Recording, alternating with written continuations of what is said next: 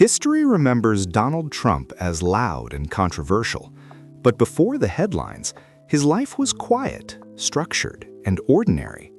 This is the calm childhood you never hear about.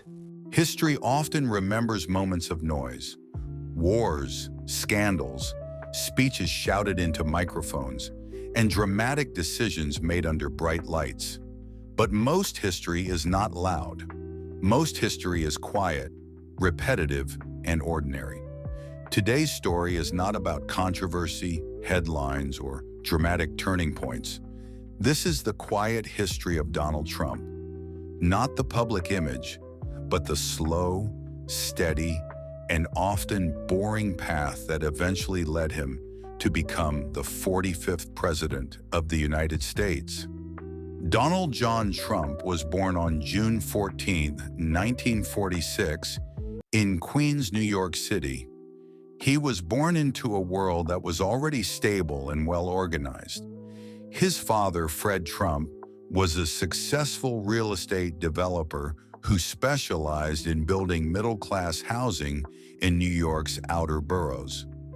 His mother, Mary Ann Trump, was a Scottish immigrant who had arrived in the United States years earlier.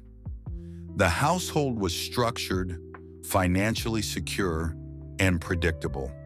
There was no poverty, no instability, and no major hardship shaping Trump's earliest memories. Trump was the fourth of 5 children.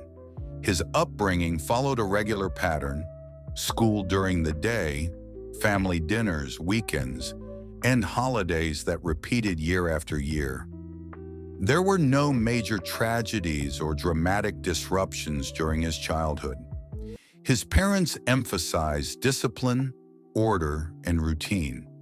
Life moved forward in predictable cycles, with school terms beginning and ending, summers passing quietly, and family expectations remaining constant.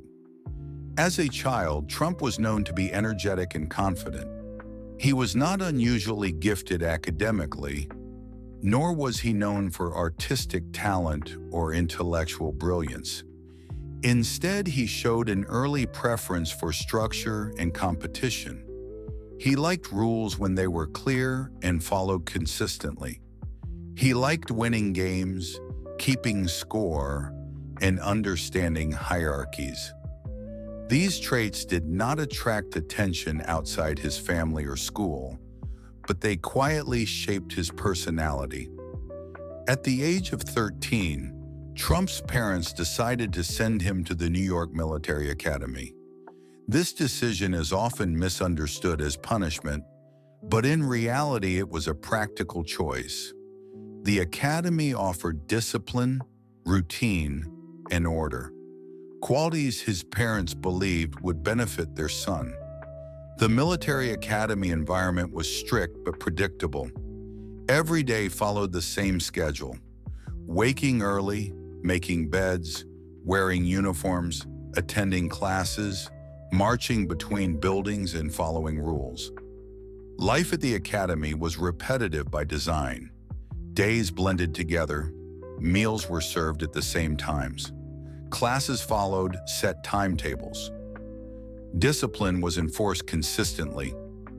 Trump was not the top student academically, but he adapted well to the environment. He followed the structure, learned to function within hierarchy, and became comfortable with routine authority.